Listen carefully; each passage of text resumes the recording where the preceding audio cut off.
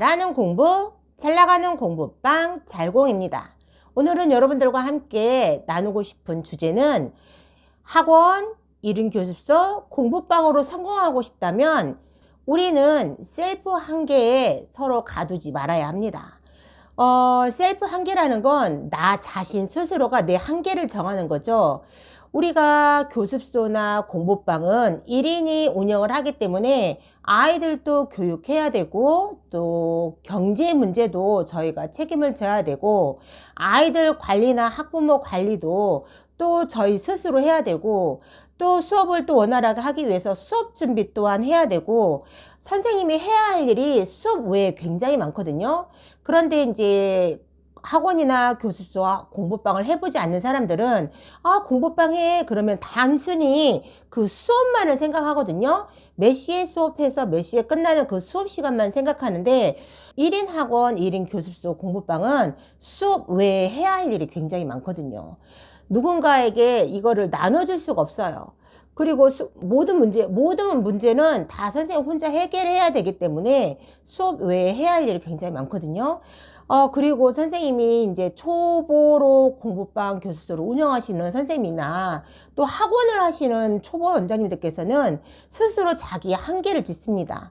내가 요 정도는 할 수 있어 라고 학생의 인원수도 한계를 짓고 내가 이런 학생은 가르칠 수 있어 그렇지만 이런 학생은 가르칠 수 없어 라고 학생들도 스스로 셀프 한계를 두고 셀프 제한적으로 나의 그런 바운더링을 딱 정하거든요.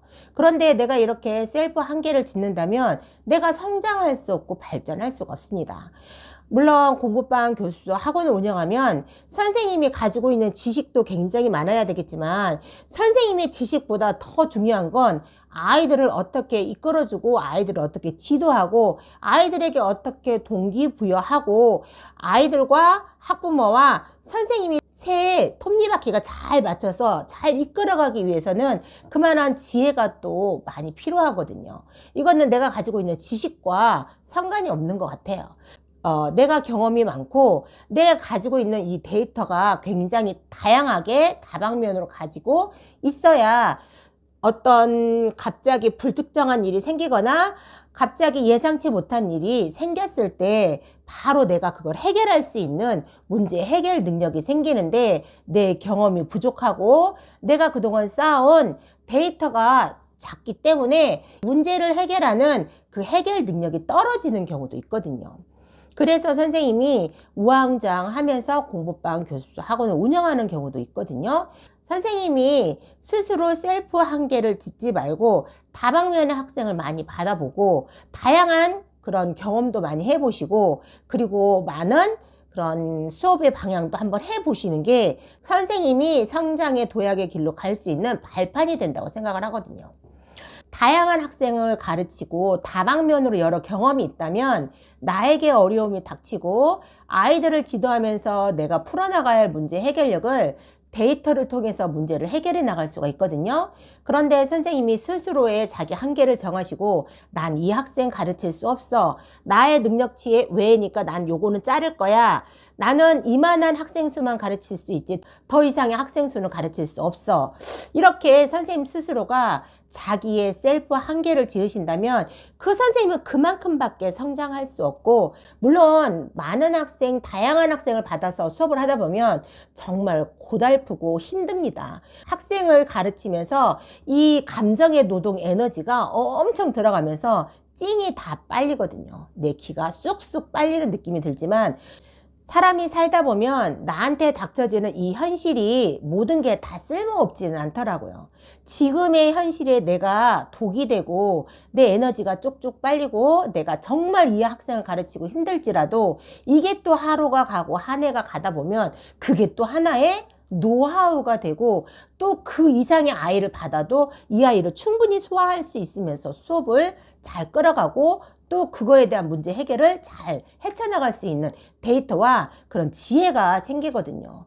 나만의 또 연륜과 경험이 쌓이면서 나만의 또 데이터가 쌓이게 되거든요. 그럼 그거보다 더 이상의 것을 문제가 생겨도 해결해 나갈 수 있는 그런 지혜가 생긴답니다. 그래서 나에게 닥쳐오는 이 어려움이 무작정 쓸모가 없고 무작정 해가 되는 건 아니니 여러분들께서 스스로에게 셀프 한계를 정하지 마시고 도전해 보시길 권장드립니다. 이 길을 헤쳐나가기 위해서 또 고심하고 노력하시다 보면 여러분이 그거보다 더 많은 성장이 이루실 거라고 믿고요.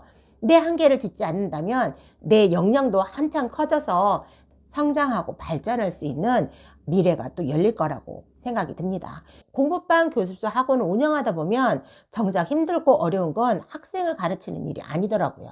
이거보다 가장 힘든 게 사춘기를 맞이한 아이, 동기부여가 되지 않은 아이, 그리고 머리가 따라주지 않고 노력하지 않는 아이, 내 뜻대로 따라주지 않고 나에게 발맞춰서 나의 성향대로 와주지 않는 그 아이를 이끌고 공부방을 운영해야 되고, 또 학부모님들도 도움이 되지 않는 이런 학부모님들과 함께 이끌어가는 게 제일 힘든 것 같아요. 어떤 학원, 어떤 공부방, 교습소는 이 학생의 제한을 두더라고요.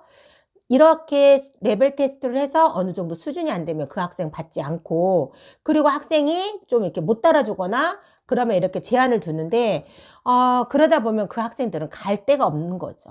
그리고 교육을 받을 곳이 없어지는 거예요. 그런 걸 볼 때 좀 저는 안타깝더라고요.